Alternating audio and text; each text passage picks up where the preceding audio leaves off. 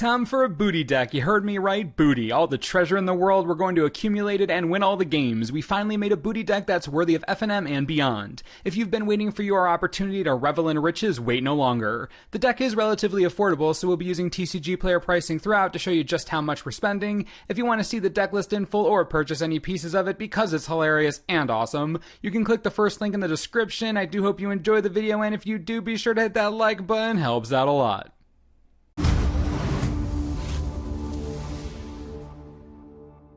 As expected, we'll begin with our main win condition and star of the deck, Revel in Riches. We get treasures when our opponent's creatures die, which is nice, but when we revel too hard with too much treasure, we win the game. The goal of this deck is to acquire 10 treasures, party hard, and throw your hands up in the air. Now, for us to be able to pull this off, we need a solid support package for the Revel, and some real good treasure generating shenanigans. Don't worry, we have all that in spades.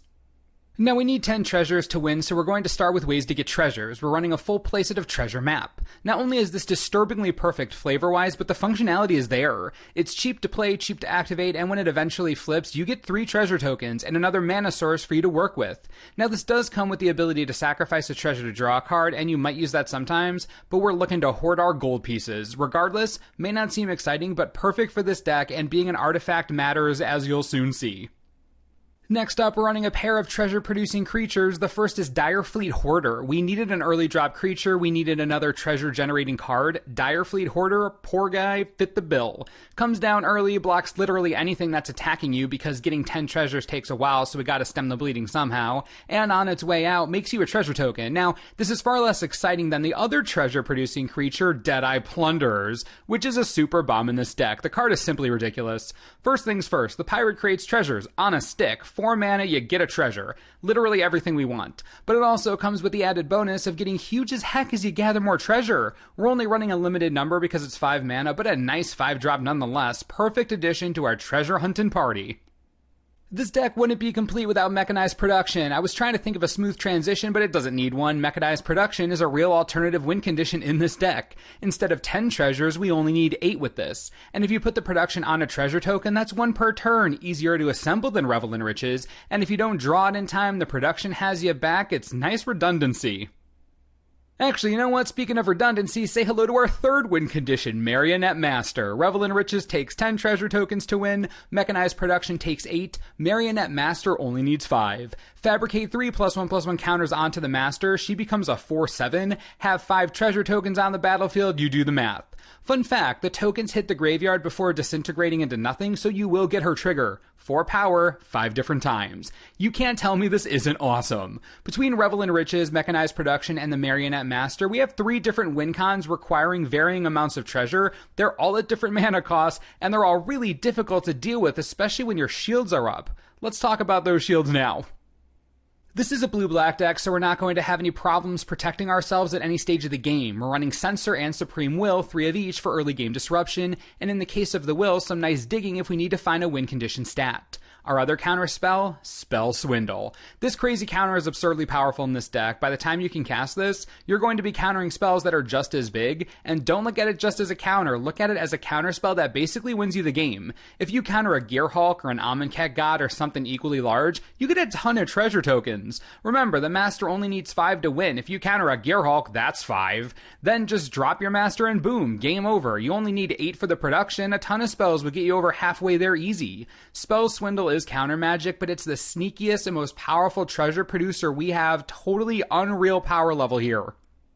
Because many of our spells aren't exactly the cheapest, we're running Cultivator's Caravan, a 3 of. In addition to providing perfect fixing for us, it's another artifact for us to attach our Mechanized Production to if we want. It buffs our Deadeye Plunderers, and if it were to die, the Master wrecks someone when that happens. We simply have a lot of good artifact synergy, and we need to ramp.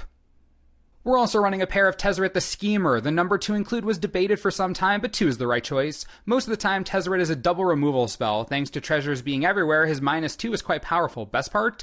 Even if you don't need that or can't use it, his +1 is going to give you some ramp and fixing, and it's an artifact, so it's better for your Plunders and Marionette Master when you sacrifice it, or the production. Tezzeret is perfect in this strategy, but we don't want too many of him. 2 really is the perfect number. Now, Tezzeret functions as removal quite often, but that isn't the only removal we're running. The deck also includes 4 Fatal Push, 2 Buntu's Last Reckoning, and a single Battle at the Bridge. Fatal Push is the premier removal spell in the format and one of the best rewards for playing black, so we have to include it. Also, you really think Revolt is going to be difficult to trigger in a deck full of tokens that enjoy sacrificing themselves? I don't think so. Buntu's Last Reckoning. There's 2 reasons it's in here. First, our deck is a bit slow and we can't afford to get run over, so the Reckoning is an early board wipe to stem bleeding. The second reason it's in here, just to kill Carnage Tyrant. I'm not joking. That dinosaur is stupid, and Buntu's Last Reckoning is one of the best answers to it in the format right now. I'm not joking. Finally, Battle at the Bridge is one of those niche removal spells that isn't always going to be good, but gets better the longer the game goes. The more treasure you have, the more mana you have, it gets absurd. Even if you have to cast it early for 2 or 3 mana though, that's a little life and you kill an early attacker. It's a great card. I'd include more if there was more room, but there isn't because my life is hard. Due to the plethora of ways to generate mana, the deck only needs 24 lands. We're running playsets of Drowned Catacomb and Fetid Pools alongside 3 Ifnir Deadlands as non-basics. Pretty standard spread here. Add in 7 islands and 6 swamps, 24 lands in total. Pretty simple, but good.